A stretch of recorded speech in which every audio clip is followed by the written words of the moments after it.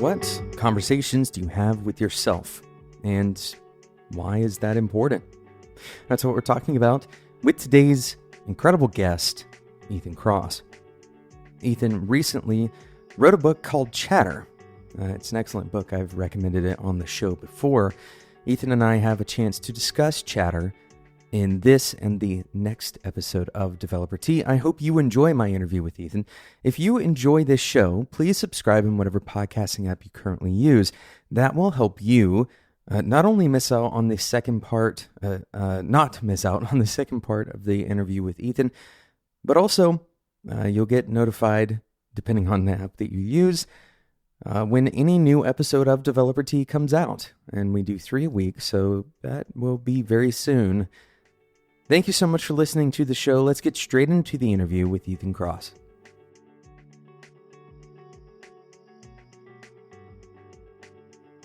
Ethan, welcome to Developer Tea. Hey, thanks for having me. So it shouldn't come as a surprise to the people who listen to the show often. You're not a software engineer, or I assume at least not by trade. Is that correct? That is correct. I wish I had those skills, and I will say sometimes my family members think that I do, and I have to communicate I don't. So we've got to ask someone else if we need help with some of those kinds of problems that often come up. Yeah. Just very quickly, why does your family think you do have those skills? Oh, I mean, because I use computers more than they do. I mean, it's not a very complicated. Nuanced set of reasons that lead them to think that. But, sure. Whenever there's any kind of issue with a program, it's what's wrong with it, and like, how am I supposed to know? So. Yeah. Well, Ethan, you are the author of a book that just came out, and I'm pretty sure I pre-ordered the book. I read the book already. Both.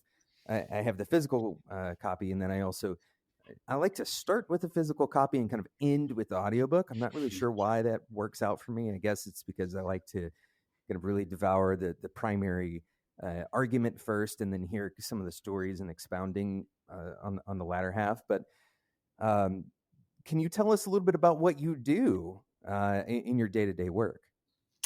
Yeah, so I'm a professor at the University of Michigan, and I have appointments in the psych department and also in the business school in the area of management. And I run a lab called the Emotion and Self-Control Lab. And what we do in the lab is we do research to try to understand how we can help people align their thoughts, feelings, and behaviors with their goals. We call that self-control. And we try to figure out what makes self-control work versus not work. And then we also try to use the information that we discover in the lab to help people improve their self-control in their daily lives. And the book I wrote, Chatter, is really an attempt to do that second goal, that is to describe a lot of the research that we and other people in the field have done that speak to the question of when we find ourselves incapable of controlling our mind. So when we're ruminating or worrying or catastrophizing, when we're getting caught up in those negative mental loops that I call chatter, what can we do to bring those internal conversations back on track? How can we help people regain control of their minds to make them work for them rather than against them? So that's what the book intends to do. And that's a part of what I do here at Michigan. This is such an excellent book, at least for me at this stage in my life, because it brings forth a lot of certainly very interesting, but also very practical research on what you called self-control. And this is such an kind of age-old discussion about having, in philosophy, you might hear the phrase of having two selves, where you have the one kind of intentional identity self, and then you have this other kind of impulsive self. The angel and the devil on your shoulder in some ways could represent these two selves. And the one self kind of defines, the identity self defines the things that you want, in your in your best version of your life, right? If you were to write the biography of your life, that would be the version that the identity self portrays. And then this other impulsive self is just thinking about today or about what it feels in the moment. So, how does this kind of old philosophy line up with actual research on self control? Do you see this clear separation of identity and impulse? I think we do see I think many people intuitively have the experience, as you're describing, of um, there being a more reflective component to our lives and a more experiential component where we just live without thinking. And that scaffolds on to work showing that if you look at how often people are versus aren't in the moment, what you find is that between one half and a third of our waking hours, we're not just in pure experience mode.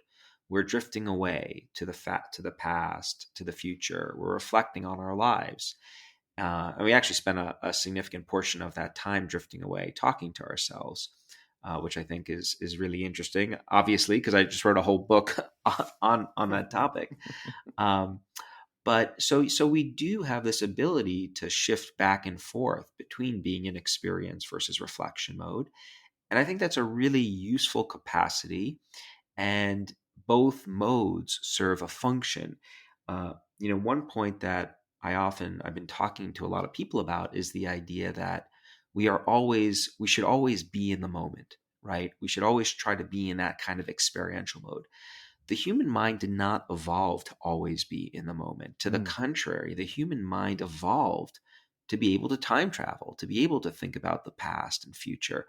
And that serves us really, really well in a variety of ways, right? The ability to think about, it lets us learn from our mistakes, experience nostalgia.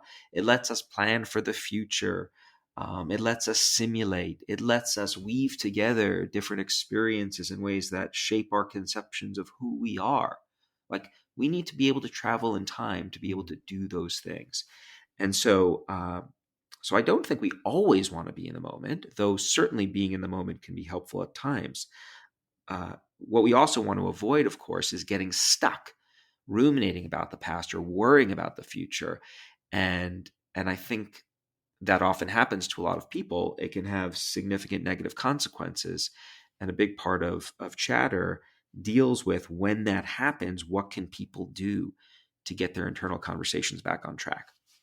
Since I read the book, I've actually been using this phrase of mental time traveling just constantly. I find myself thinking about it a lot. And I find it interesting. You're talking about rumination here, which is kind of like a twisted version of time travel. It's like the alternate, unlikely universe. Because what we're talking about when when you say time traveling, I assume, and you can tell me if you disagree with this, we're talking about kind of playing out, hopefully statistically likely future scenarios and, adjusting variables in our minds and replaying that and continuing to play it out to see like which variable do we think we should choose of the ones that we have control over. But rumination, or in the case of the future, thinking with high levels of anxiety or catastrophizing, takes those really kind of unlikely statistical events and plays those out over and over and over, like on a repeat playlist. So I'm curious about how, what are some of the techniques that you outline in the book to say, okay, no, hold on, let's rip that playlist out, right? Let's not do the crazy playlist. Let's go with the good kind of time travel. Yeah, first of all, I'm so happy that you phrased the question in that way, because oftentimes people think that the answer to not ruminating or worrying is to stop thinking about the future or the past. Like, I just want to silence that inner voice and not have that capacity. When in fact, as you intimated with your question, And as I mentioned before, like oftentimes we can derive great benefit from being able to think about the future and the past. So the question is, how do you do it without getting stuck in these unlikely patterns of thinking where you're catastrophizing, meaning you're going to like the worst case possible scenario from the outset, the 0.00001% probability chance of something happening. So what can you do? The good news is that there are lots of different tools that scientists have discovered. And I like to organize them as falling into three buckets. So there are things you could do on your own, ways of shifting the way you're thinking about a situation that can be helpful for breaking you out of that rumination. There are ways of interacting with other people. So other people are often in a prized position for helping us work through our chatter and silencing it. You need to know who to talk to, though, and how to talk to them, which I review in the book. And then there's our environment. There's the world around us. And one of the really fun parts about researching the book was discovering the very tools that exist in our physical environment, ways of controlling our conversations, the conversations we have with ourselves from the outside in, which I found fascinating. So let me give you a couple of concrete examples, though, because that's all really abstract. Although I think it's useful to just have that framework of things you do on your own, things you do in your relationships, ways of interacting with the world. One of the things we know about chatter is when you're ruminating or worrying, you're really zoomed in very narrowly on the issue that's bothering you. You're thinking about that one comment, that one person, that one interaction very narrowly to the exclusion of really everything else in going on. And what that does is it makes it difficult for us to generate alternative ways of thinking about the situation that might make us feel better. And so one of the things that we can do is take a step back, right? Try to pull back a little bit to focus on the experience more broadly, to broaden our perspective, to bring in other ways of thinking about this circumstance that might improve our mood. To make that more concrete, I'll give you an example of one distancing tool that I've used when it comes to managing worry surrounding the pandemic we're all living through right now. This is, I think, I don't think I know, this is a genuinely worrisome event for many. And it's easy to get caught in a loop around it. Oh my God, the situation is so awful. I'm concerned about the health of my loved ones. My kids are working from home. I can't work from home. This is tough. Well, one thing you can do is you can think about, imagine how you're going to feel 6 months from now when we're all vaccinated and have reached herd immunity, right? What are you going to do then when we reach that milestone? What that does, what engaging in that form of temporal distancing or time distancing, what that does is it makes it clear that as awful as it is, what we're experiencing right now, it's temporary. It will eventually pass. And when we have that set of cognitions, that makes us realize, that gives us a sense of hope, which we know is a powerful bomb when it comes to our inner voice run amok or our chatter. So that's one distancing tool.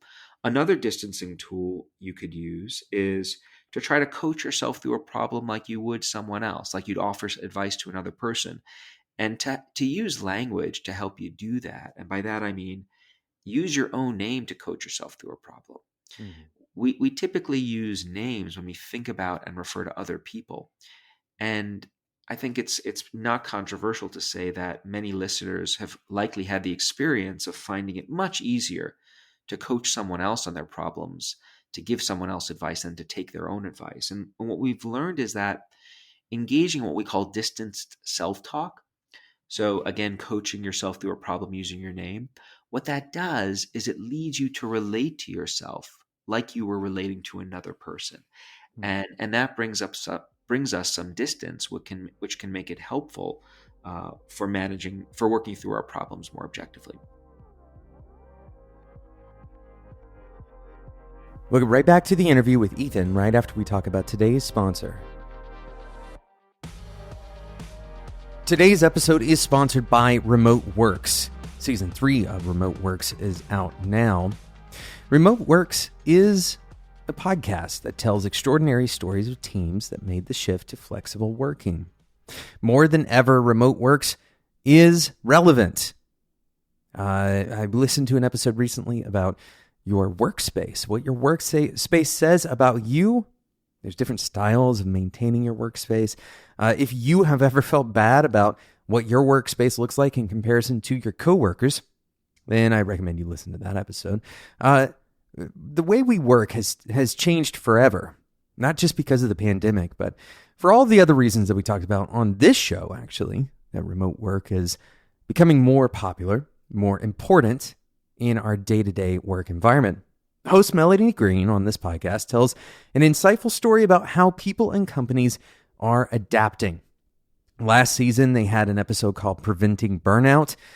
We learned about the challenges and rewards of working remotely during the pandemic. A recent study found that 75% of workers have experienced burnout. 40% said their burnout was a direct result of the pandemic. But what if we don't know the signs of that burnout?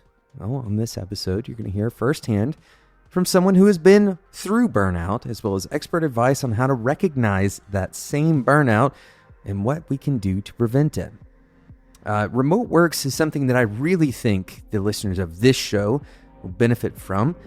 To listen today, search for Remote Works anywhere you listen to podcasts. We will include a link in the show notes. Thanks to Remote Works for their support.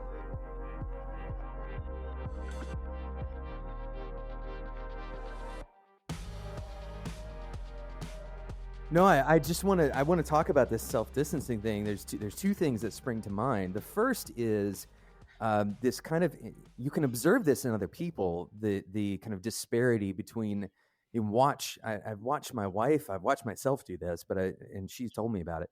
So it's fair for us to kind of go back and forth on this, but she can give advice to, let's say, somebody in her family or one of her coworkers, and I can overhear it and think, wow, this is, and then she can turn around and have the same kinds of worries, behaviors, whatever, that she just gave advice about. And it seems that there's this interesting wall between those two things. And I always find that curious. And this is obviously, not just in your in your personal relationships. And this is not a criticism. It's just a factor of humanity that it's harder to imagine. It may seem like from the outside looking in that there's an inconsistency there. But actually, there's something more going on with, I assume, some kind of ego protection or something that we've evolved to kind of avoid that conflict. So it is something that I've observed in other people, and once you apply it to yourself, there's these interesting effects. Or I can remember, for example, I was experiencing some anxiety about a breakup that I had when I was younger. And I remember kind of trying to find, like, I had never had anxiety in my life, or I had never really experienced it to this degree in my life before, to where I felt like I needed to seek out some kind of relief. And I remember finding just happening on some advice that was essentially distancing. I didn't know it was called that at the time. But the distancing advice here was to imagine the moments that are painful. And this is not advice. I'm not a psychologist. Find the qualified help if you're listening to this. But to imagine these moments that are painful, and then put them into like a old CRT television in your mind, and imagine that they're playing on an old VHS tape, and that you have the remote in your hand, and on the remote there are controls that can both speed it up. They can rewind it, play in backward. You can distort it. You can make it smaller, right? And it creates this objective picture of the experience that you had and puts you in control of it.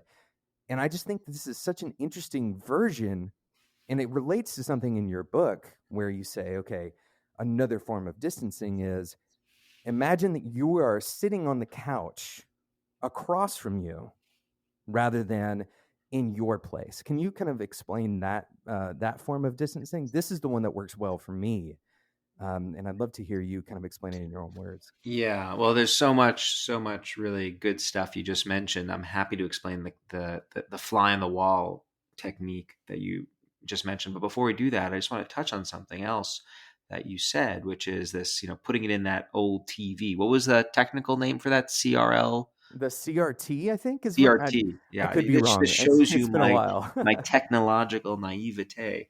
Um, Sometimes I feel like technology and I have just, there's this eternal battle between us. It generalizes to all forms. So what you described is essentially a kind of distancing technique, right? You're creating this separation between your thoughts aren't you. They can be viewed as an object distinct from you. And once you engage in that shift, that can be empowering, right? Because once you realize that you have some separation from your thoughts, then it becomes possible to play with them, to push them around and change them, which can be useful for alleviating distress. Um, Aaron Beck is widely regarded as the founder of a kind of therapeutic intervention called cognitive therapy, which is one of the most well supported, empirically validated forms of therapy out there.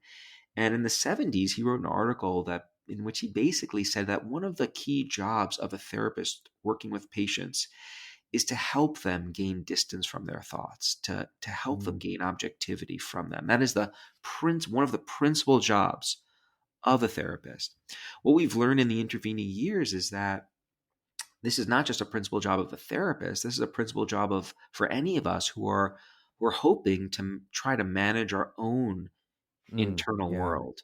And what we've also learned is that there are many, many, many different tools that we can use for doing that.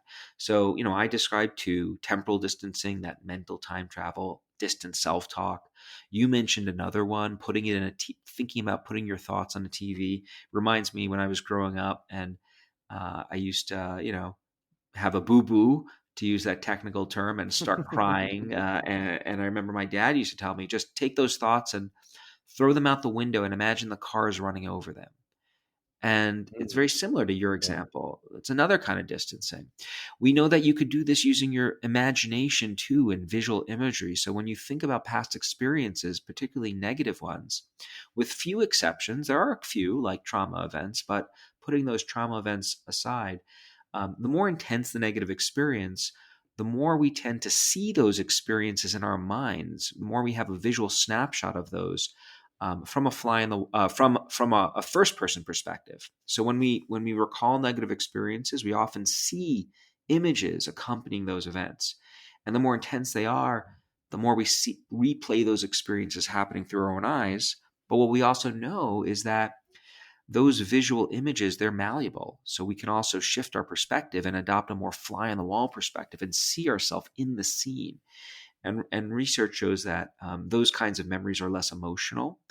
And it's also easier for us to work through those difficult kinds of experiences when we take a step back and adopt that fly in the wall perspective. So lots of different tools exist for distancing. I think many of us stumble on some of these tools as we live our lives. We start doing these things without really understanding why. Mm, And when they work for us, we keep using them. So a lot of people throughout history have reported, for example, using distant self talk during times of stress. I talk about a lot of these examples in the book. Everyone from Julius Caesar to Henry Adams to LeBron James and Jennifer Lawrence. There are these hmm records of them just spontaneously doing this. And what I've really tried to do in Chatter, the book, is I often feel the need to give that disclaimer, Chatter the book, because Chatter is also the phenomenon we're talking about. right. Yeah. But what I try to do in the book is shine a spotlight on these tools, because I think once you know what they are and how they work, it then becomes a lot easier for us to be more deliberate about how we use them. And I think that can be empowering. Mm. Like having a tool chest and saying, okay, I'm going to try this particular one in this scenario the next time it comes up. That's exactly right. Or or to use a particular combination of strategies the next Mm, time you're dealing with something difficult. One message in the book is that there are no magic pills, no silver bullets. I know we're right. often looking for them. That doesn't mean, however, that there's not lots of things we can do to help matters and improve our chatter. but it often involves using combinations of tools. So I rely on like a chatter cocktail, if you will, when I'm dealing with a worry. I'll find someone to talk to who's skilled at helping broaden my perspective. I'll use distance self-talk and temporal distancing. I'll also use some environmental tools. I do a couple of different things and find that combination is really helpful. And the research in this area on combinations of tools isn't that well developed, but I suspect that relying on several different techniques is going to be very useful for lots of people. As we're talking about this, I'm sitting here wondering, you mentioned that people find the things that work well for them, and I couldn't help but think about the different ways that people process their thoughts. I was specifically thinking about, an artist taking what might be an internal conflict and externalizing it in some way. If that could be, I don't know if there's any research on this, to be fair, but if it could be a form of distancing, they're expressing themselves in some way, and I won't use, this is probably too much of a cultural word, but kind of cleansing themselves of whatever that conflict is through that artistic expression. Is there any basis for that kind of thinking? I think to the degree, it would require us to really understand how the externalization of that idea, how getting it, does getting it out on the canvas actually provide the person with distance. It's certainly a viable hypothesis, and one that we could explore. There's certainly the logic holds. I don't know of data that speaks to it per se, but it's certainly consistent. Thanks so much for listening to my interview with Ethan Kross. This is the first of 2 episodes that make this interview up. So if you don't want to miss out on the second one, make sure you subscribe in whatever podcasting app you're currently using to listen to this episode. And you'll also, as a bonus, get to listen to new episodes of Developer Tea as they come out. Thanks so much for listening once again. If you want to be a part of the Developer Tea Discord community, head over to developertea.com/Discord. You can join. We have open invitation now. Anyone who likes these episodes long enough to stay to the end, you are certainly invited to come and join that network of engineers who are looking to become better in their careers as well. Of course, a huge thank you to today's sponsor, RemoteWorks. Search for RemoteWorks anywhere you listen to podcasts. We will include a link in the show notes. Thanks to RemoteWorks for their support. Thank you so much for listening to this show. And until next time, enjoy your tea.